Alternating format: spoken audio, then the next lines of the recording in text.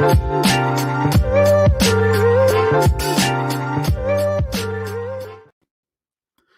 good. Here we go. So welcome on into the Wolverine live show. There's only 9 people in right now anyway, so there only 9 people saw that. Appreciate people joining us here and after the fact on our podcast feed as well. Make sure to smash the thumbs up, like button on the video. Also hit the subscribe button as well. We're up over 21,000 subscribers on YouTube. Appreciate you there. And as always, drop a super chat here in the live chat. Hit the donation button. We'll answer your question here. And go for about 30 minutes. But we got a decent amount to get to. We got Jim Harbaugh saga, which is never ending. You know, something maybe we thought a couple weeks ago it was over. It's not quite over yet, it seems. Kirk Campbell hired as Michigan's quarterbacks coach, and we'll talk some Michigan basketball at the end. But again, we can pivot if you guys have some super chat live questions that you get to us, and you can use that with the donation button. But let's start with the Jim Harbaugh saga, where you get the Santa Ono tweet a couple weeks ago. He's coming back. You get the Jim Harbaugh statement. I'm not trying to out happy. I'm happy at Michigan. He never, going back and reading that today, he didn't actually say he's coming back, but he's responding to a statement saying he's coming back. So, it's about as definitive as you could get. Then we get a text on Wednesday night saying, hey, did you hear anything about Harbaugh and the Broncos, still being a thing? And I was like, no, like what are you hearing? And that kind of sparked us digging for the next couple of days. Then you get Saturday night. Adam Schefter comes out with a report. Some Denver sites come out with reports saying that they met in person in Ann Arbor earlier in the week, and that is potentially not done. Now, they walked away from that saying, hey, no deal got done. There were reports that Jim Harbaugh reiterated his intention to stay at Michigan, but reports in the following days, including today from NFL Network and others, saying the door seems to be remaining open. Denver people saying, yeah, they have other candidates and they're going to stick with their candidate pool, but the door remains open. Are they still going to swing for Harbaugh maybe a third time? So Chris, and then we have today as well, just before we go on air, Adam Schefter was on 104.3 in Denver with a show called The Drive that says, and I quote, I don't believe he's a candidate anymore for the Denver Broncos. If that's what you're asking. Then he was asked if Harbaugh is out for the job, and he said, yes, that's correct. And then the article I'm reading notes that does contradict a couple reports, including what we put up over at thewolverine.com, quoting others from today. So, Chris, long intro. We're back on the Harbaugh watch. What are your thoughts? Yeah, my thoughts are, well, first of all, Adam Schefter, I trust his sources a lot, obviously. But the first time that Jim Harbaugh was flirting with Michigan, he didn't have a clue, right? I mean, he said, no, Michigan's not going, and he's not going to Michigan. No, he's not going to Michigan. No, he's not going to Michigan. Then he ended up going to Michigan.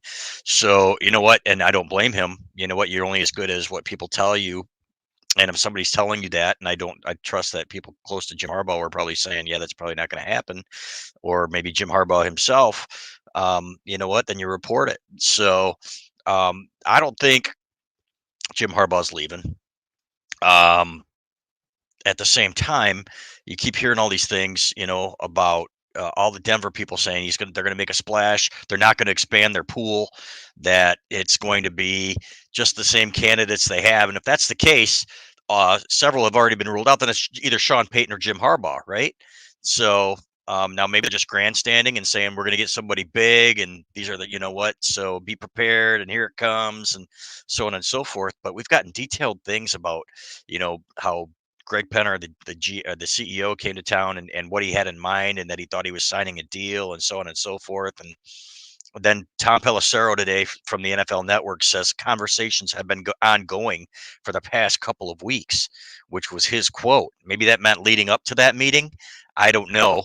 But and hopefully that's the case, because I'm really getting sick and tired of paying attention to this. You want to be covering recruiting and getting ready for spring ball and everything else. And who else has got to be getting tired of it is the recruits and their parents, and the players and their parents. And but Jim Harbaugh, the last thing he said was, or the last thing basically that came out was, he said no again to Denver.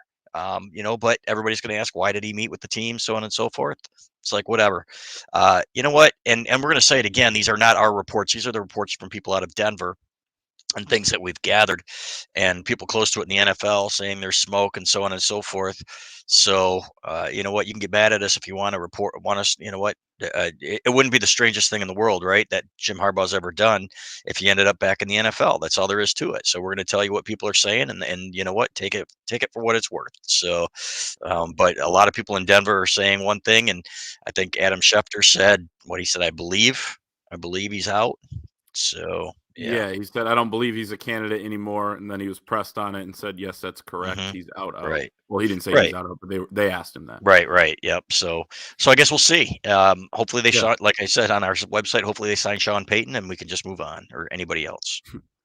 Yeah. for sure. Yeah, and you know, to me, Adam Schefter is obviously one of the top reporters in the NFL. But I agree. He didn't have a clue there. Also, you have to realize with Jim Harbaugh, as you kind of alluded to, he's really tough to read. And there were people in 2011, right, that thought Jim Harbaugh was going to be coming to Michigan before Brady Hoke ends up being the guy. Then he kind of maybe backs out or whatever it was. So he can be unpredictable for one. Two, Schefter has been wrong with Harbaugh in the past.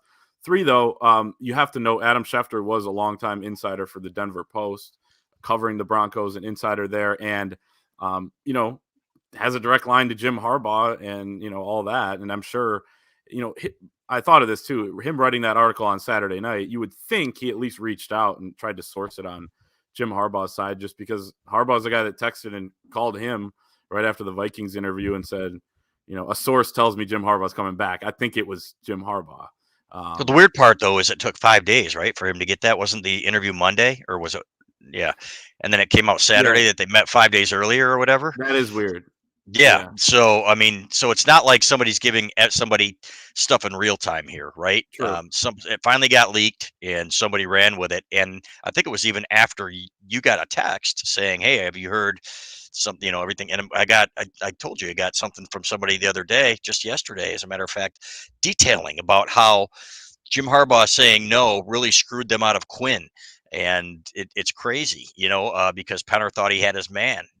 Whether or not that's true, or whether that's not that's revisionist history or saving face or whatever is interesting to think about. But flat out, man, um, I know I'm not gonna sleep. Well, I will sleep, but I'm not going to rest until Jim Harbaugh has signed with Michigan. We've said that it's going to be when the NCAA crap is done, and that both sides have agreed to that. I'm thinking, well, why would both sides agree to that? Doesn't Jim Harbaugh want his money, and his coaches are going to want their money, so on and so forth, with this revised contract. So now we're hearing maybe they'll get it done sooner than that.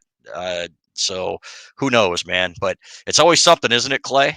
And It is. every year is something, and a lot of people yelling and screaming at us, and for just, we're just trying to do our jobs here, fellas, and we're going to tell you what people are saying. I was on the Huge Show on Friday afternoon, and we were talking to Bill, and I said, I think that's the end of the drama. Now that Kirk Campbell is here as the quarterbacks coach, we'll talk about him in just a second. Of course, that was wrong. Hmm. And we kind of knew in the back of our head there talking, but didn't have enough to come out and say it on the radio, of course, on Hmm. Friday, that something may have happened earlier in the week, but it didn't seem to amount to Right. anything. It didn't still, but, it seems like the door is open. Again, to use that word, I think is pretty fitting. So we'll kind of see what exactly happens there. Direct all complaints to, what's your email, Chris? SCREWYOU Actually, at just direct the complaints to Anthony Broom, who's on vacation. absolutely. We're jealous At, of him I because believe we're he's up at in the Epcot snow. right He's now. at Epcot right now. So Yeah. direct your complaints to Anthony Broom, who we wish could be with us here tonight, but is definitely enjoying himself. Clayton, Sayfie, and Chris Balas with you. Keep dropping your super chats in there on YouTube. We have one from our great friend Shane Johnson, who says, reading updates from Chris on Jim Harbaugh and EJ on Harbor, Brant, Davison recruiting. It's so frustrating. The coach circus continues along with no NIL program. NIL. I feel like once you get this stuff past you, Michigan can continue to, and not that, the athletic department's not working on things simultaneously, but seems to move slow with this athletic department. But once you get stuff like that behind you, I feel like recruiting can can finally get back kind of on track a little bit more. You could start focusing on the issues at hand, like NIL and things like that. Yeah, and I think we know that Jim Harbaugh is handling this. You know what, he's already said what he said, and in his mind, maybe it doesn't need to be addressed again. You know what? All he has to do is, if a recruit calls on him and asks him, say no, which is probably what he's doing. Now we do know that other commitments are visiting other schools because of these reports, so it doesn't help recruiting, no matter what anybody says. And again, these are not our reports; these are reports. That 5 days earlier, Jim Harbaugh met with the Denver Broncos. So, who was it that visited Wisconsin? Luke Hamilton, Luke I guess, Hamilton offensive lineman visited commit 2024. Yeah. Right, visited Wisconsin, and he said, "I'm committed to Michigan, but in lieu of these reports, I wanted to check out Wisconsin just in case," type of thing. So, and you've got coaches from Kentucky saying, alluding to Michigan, I can't believe anybody would send their kid to play for a school whose coach keeps flirting with the NFL. Gee, I wonder who he was talking about, right? I think it was Vince Marrow who Yeah. tweeted that. So, and it's like, whatever. But he's got a point, man. It's easy to negative recruit when this stuff is going on, and this needs to be a very good recruiting year for Michigan. Yeah, let me just say something on Vince Marrow real quick. One, it's Hmm. kind of a self-own though too. Like he's been there for 10 years. They've had 2 winning records in the SEC. He has not produced a tight end. He's their tight ends coach. He hasn't produced a tight end in the NFL. And in the self-own that I'm referring to is, hey, there's this guy that's getting interest from NFL teams. And I know Harbaugh's playing into it. I'm not trying to say he's not, Hmm. but we don't have. He said we don't have that problem here. It's like, well, yeah, Well, no one's coming congratulations. after Mark Stoops. I mean, I'm sorry. Right. From the NFL Congratulations side. on sucking. Yes. No, Right. Like, not to be mean, Vince, but I mean, it's to be here we mean. are, and you don't have any tight ends that you've sent to the NFL. You have 2 seasons that you had a winning record in the SEC. Steve Clinkscale's eating your lunch in Ohio on the recruiting trail. And by the way, I found it funny that Jay Harbaugh liked that tweet. It popped up on my timeline. It was like, That's okay, he's a awesome, Jay. little Little petty there. savage. Yeah, it's like I see this, we Hmm. take note of it. And Vince Marrow tries to recruit in Michigan and Ohio, and Michigan's doing a better job right now in Ohio than Kentucky. So to me, some of it is sour grapes as well. But Yep. also, yeah, they're going to negative recruit the hell out of you if you keep having this stuff happen to you. So Yep. that's obviously going to be an issue. I just don't think I wouldn't worry a ton about Vince Marrow in Kentucky. Shout out to Vince if you're watching. Drop us a comment maybe or something. Super chat, Hate please, mail. We'll direct the hate mail to Anthony Broom. and super chat at Vince. We could use the cash. Yeah, we won't read it unless it's a super chat, Vince. That's right. So let's move on to Kirk Campbell real quick before we get to basketball. Michigan hires its quarterbacks coach Friday afternoon, promoting Kirk Campbell from an analyst spot. He's been at Michigan for the last year, working with the quarterbacks, working with the offense, having a decently big hand behind the scenes in the pass game, which, Chris, I think you can shed a little bit more light on. But this is a name we heard that afternoon that Matt Weiss got, or really actually before Matt Weiss got let go officially, were able to confirm that he was in the mix. And he was kind of that one consistent name throughout. It seems like Jim Harbaugh was impressed with him over the last year working with those guys. He came from Old Dominion where he coordinated that offense. He was at Penn State as an analyst before that. Actually, a Josh Gaddis hire before Gaddis bolted to Miami. And now I don't know what Gaddis is doing now. But yeah, so, ends up being a good one for Michigan. And now he's on the full-time staff. Yeah, and we talking to people inside the building. They said he was really heavily involved in the offense last year. They stopped short of saying he was running everything, and of course that's not the case. Sharon Moore was there, Matt Weiss. That they did say he had a big hand in it, and I would expect Sharon Moore to have even more responsibilities. And we know that Matt Weiss was dealing with the red zone, so maybe that'll improve. No Philly specials, things like that. So Please, God, no. yes, right. But I've heard great things. I've heard that JJ McCarthy likes him a lot, and Davis Warren, the backup quarterback. So that plays into it. There's no question about it. I'm sure that Jim Harbaugh got their opinion, and I think this is a change for the better in their minds. I'm not speaking for them. That's just my opinion of their opinion. So, but heard good things. Hopefully, he gets after it on the recruiting trail. We heard from the get go that Jim Harbaugh wanted a good recruiter for that position.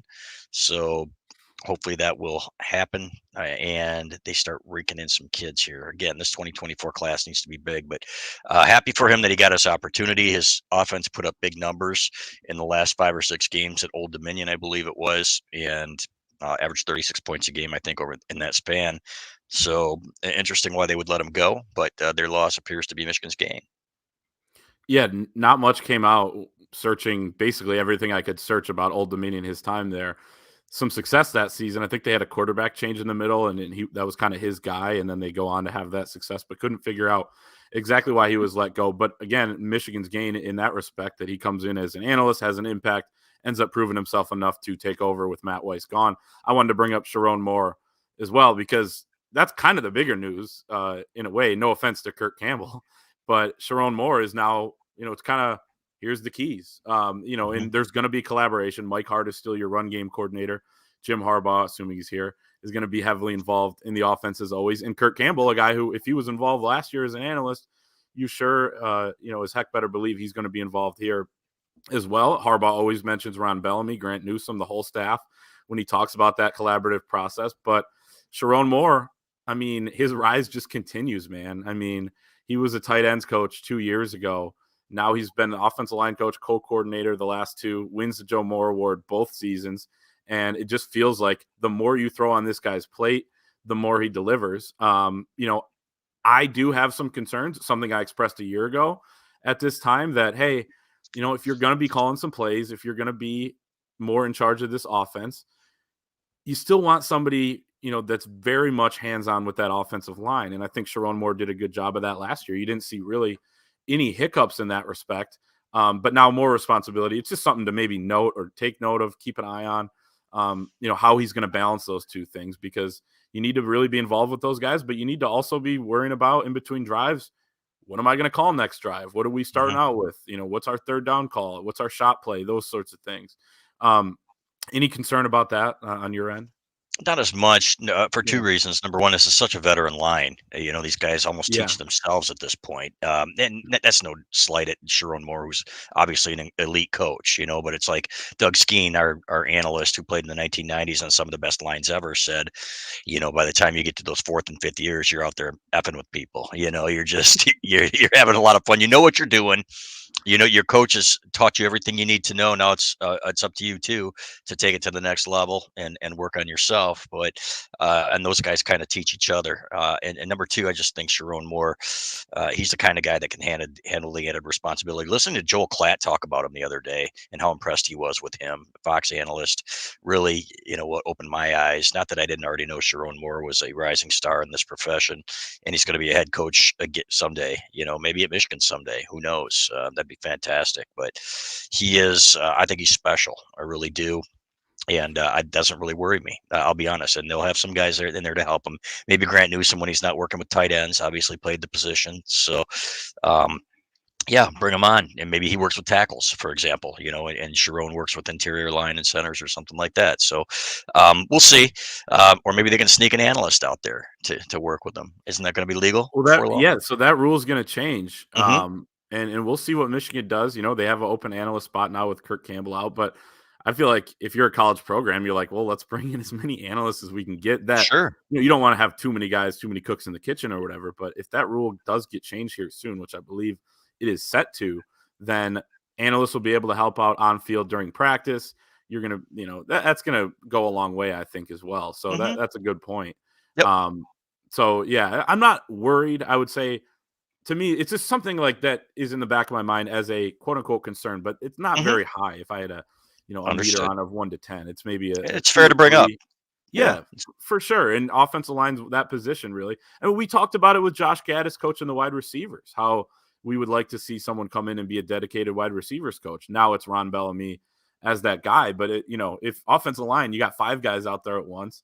You've got, I think Michigan has like 20, 25 on the roster right now. It's ridiculous. So that's a big chunk of your team. But I think Sharon Moore can handle it as well.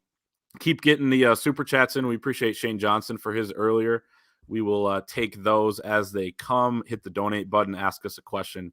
We will get to it. Clayton Sayfie and Chris Balas here on the Wolverine.com. I'm trying to say our names a little bit, Chris. Get our names out there, That's right. Float it out there. Doug Karsh will appreciate that. Yeah. He was an old radio guy that used to work at WTKA.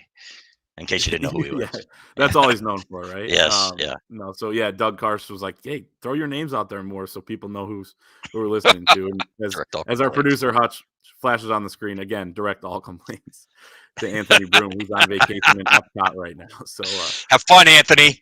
yeah, we love you, buddy. Yeah. He's probably not even watching. He's having too much No, fun. I hope So not. I hope he's not too. So let's talk about our friends over at Rogue Shop. And Chris, you were saying you're not going to sleep until Chris Balas is not going to sleep until Jim Harbaugh signs that damn contract with Michigan. Well, one thing that can help you sleep is Rogue Shop. Our friends over at Rogue Shop, spelled ROGUESHOP.com. Their website is www.rogueshop.com. They sell Delta 8 products, Delta 9, CBD, HHC. They're all lab direct. They don't use middlemen. Some of the psychoactive products they carry are 50 milligram gummies, 125 milligram Delta 8 gummies, 125 milligram HHC gummies, Delta 9 gummies, moon rocks, pre-rolls, flour, dab, diamonds, lollipops, hard candies, and tinctures. Aside from the edibles, which must adhere to strict lab manufacturing standards, all their products are handcrafted or consistently potent and perfect results. There are friends Richard and Charmaine. They are a mom and pop type of shop, so not exactly what you get elsewhere. They are going to have that personal touch. They send you a handwritten note in every package. And one of my favorite things about this, because a lot of people are getting into, THC, CBD, all that stuff for the first time, go onto their website, www.rogueshop.com, and use the live chat to speak with them. We had a Zoom meeting with them because, we're in a partnership here. And they were telling us, hey, what do you guys like? What do you need? If you're not educated, we want to tell you about our products. And they sent us some care packages, which we love. Chris, I know you've raved about their products in the past. I have, and the pain cream especially now, man. When I'm throwing up 350 pounds, at 5 in the morning, after 10 sets, then all right, maybe not that much, but it works, man. It works on my elbow. I had tennis elbow, and boom, it worked great. So yeah, there it is. It's just killing me. And then to sleep, man. I use the gummies to sleep, and it's great. Get a good night's sleep. So I can't say enough good things about them, man. Just good people, and we like to support good people, and not to mention that the Delta 9 gummies look like everlasting gobstoppers from Willy Wonka. So, which I absolutely love. Yeah, we love Richard and Char. Richard is a disabled combat veteran. His wife is a certified CBD consultant and life coach with a graduate degree in psychology. They're based out of Eau Claire, Wisconsin. And like we said, go check them out over at rogueshop.com. That's ROGUE shop.com. And we appreciate them being our sponsors and got a ton of feedback from people just about how much that has helped them out. So go and do that.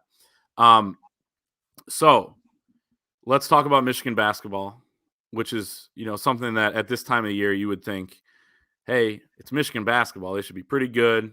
We shouldn't have to talk about who's going to be the coach and all this stuff. But hasn't been as fun because Michigan has really squandered some opportunities here as of late, coming off of 2 straight losses now as they head into Northwestern on Thursday. And man, this season has kind of slipped away from them. The Purdue game at home, it's the number 1 team in the country. You don't necessarily expect them to win that game, but I thought the way the game played out, even without Jet Howard, they had a chance. And then to me, the most disappointing part of that is it did feel like they let 1 loss turn into 2 at Penn State on Sunday because they did not come out, and like they may have had the energy and the effort and all this stuff that you talk about, but they didn't look mentally focused to me on the game plan, on what Penn State was doing, the adjustments that Penn State made from that first meeting. Michigan wins by 10 the first time around at Chrysler. Then they go to Penn State on Sunday. They are losing by over 30 points at different points in the second half. They end up losing by 22. So that was probably the most disappointing loss in the season to me. NCAA tournament hopes looked bleak before that, but now, it's going to be really, really tough. You probably got to win 7, 8 more games here. And just, time's running out on this team. But I guess what was the most disappointing part for you in these last couple games? Well, Penn State got whatever they wanted on the floor, and Juwan Howard was talking about, well, the basketball gods were against us. They were hitting everything. When you let a team get comfortable like they did, they got every shot they wanted, coming off screens, curls, whatever, boom, boom, boom, 33s, they made 13. and an 18-0 run, I think, to end the first half, or then before Kobe Buffkin ended it. Ridiculous, man. That was a bad loss, no matter what anybody says. You know what? To go up there and to be out of the game at halftime, give up 49 points is crazy. Defensively, you know what Juwan Howard always talks about, this is going to be defense first program, and we're always going to take pride in that aspect of the floor. And they're terrible, flat out. And Jet Howard is one of the worst at it, sadly. And I get that he's a freshman, but I still think he's got more to give on that end of the floor, and we need to see that from him. He needs to start leading in that respect, and playing to his ability on both ends of the floor, not just one. So, and of course, it's not just him; it's all of them, and they're a young team. So we'll give them that. But to not compete and to be where they are and have no wins against quad one teams and a loss against a quad four team with the talent that you have on the floor is absurd. So, it could just be one of those years, but, there were some ups and downs last year before they came on at the end. And won a couple games in the tournament, found a way to beat Ohio State on the road, really saved the season, that one game. So Without Hunter. Yeah. without Crazy. Hunter Dickinson. So, but you know what? It's now or never, and I keep saying that. You look at Northwestern. I think you're going to be there on Thursday night, if I'm not mistaken, Clay, to witness the turnaround, to witness the start of a 10-game winning streak in Big Ten play. That's going to spur them to the NCAA tournament and beyond. Hey, I would love to see it. Yeah, I'll be Mm-hmm. there. At the very least, I'll get maybe a good hot dog or a beer. And Evanston was getting some good recommendations. But yeah, it's either this game. It's crazy to say this at this point in the season. So this game's in February. Like, we're getting down to the nitty gritty here. 10 more Big Ten regular season games left.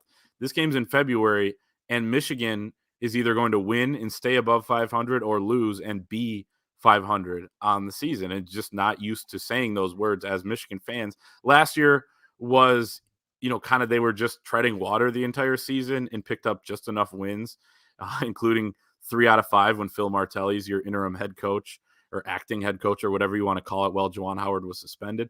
Then they go to the Sweet 16, but it's clear that they got to, it's not just they got to pick it up here. I mean, there is kind of a trend with this program at this point. Now, we'll see what no man knows the future. We'll see what the future holds, because I do think if they get everybody back, they could be a solid team next year. But you want to salvage what you can this year. I agree. The defense, to me, was the most disappointing things. Purdue game, you couldn't get a stop. I mean, they couldn't get consecutive stops, especially in that second half. And then you have a Penn State game where I thought they played Penn State perfectly the first time around, when they stay on every shooter. They're like, hey, we'll let Jalen Pickett take Kobe Buffkin one-on-one. It was frustrating at times to see him get all those buckets. He had 26 points, but, they were trading 2s for 3s.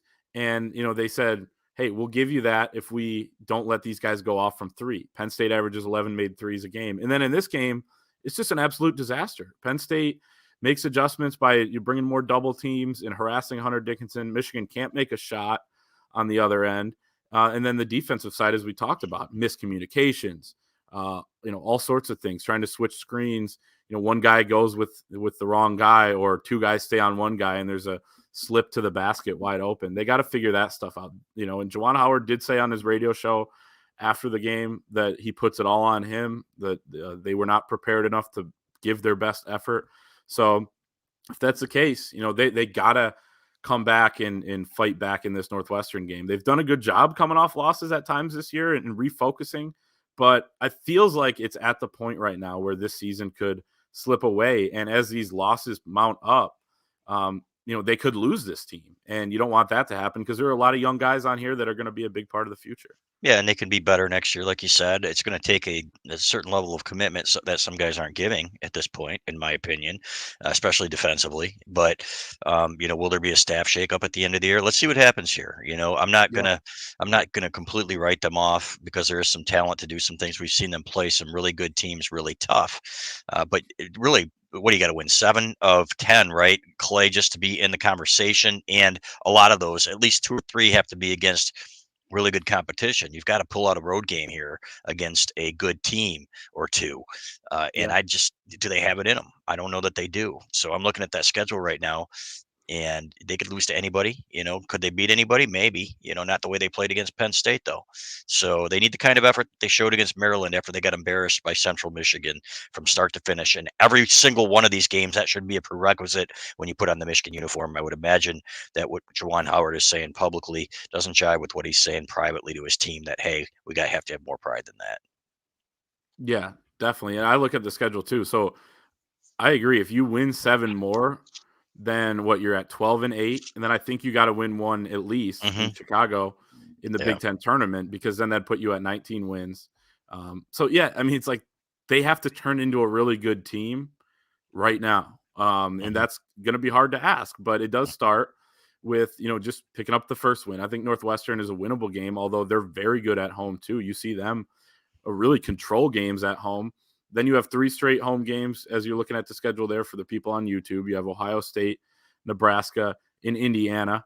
And, Indiana's going to be tough, and Ohio State's going to be tough. But Ohio State's a similar team where they could lose to anyone as well. We've seen that throughout the year, including Minnesota. So 3-game homestand is going to be big if you can steal this one at Northwestern. But, we keep saying stuff like that. I haven't seen enough evidence from this team to believe that they're going to do it. But I've also been surprised before, so we'll see. Yeah, I'm willing to be surprised, Clay. I would love to be surprised. I would love to be. So there you have it. We'll talk more Michigan basketball on Thursday. But Clayton Sayfie and Chris Balas here. Thank you to our sponsors at Rogue Shop. Appreciate everybody in the comments. We had our super chat from Shane Johnson. Make sure to like this video and subscribe to the Wolverine on YouTube. Be a part of our community there. Also join us at thewolverine.com. $29.99 gets you premium access on our message board to all of our premium articles through August 31, 2023, leading right up to football season there. So join us there, and we will see everyone next time.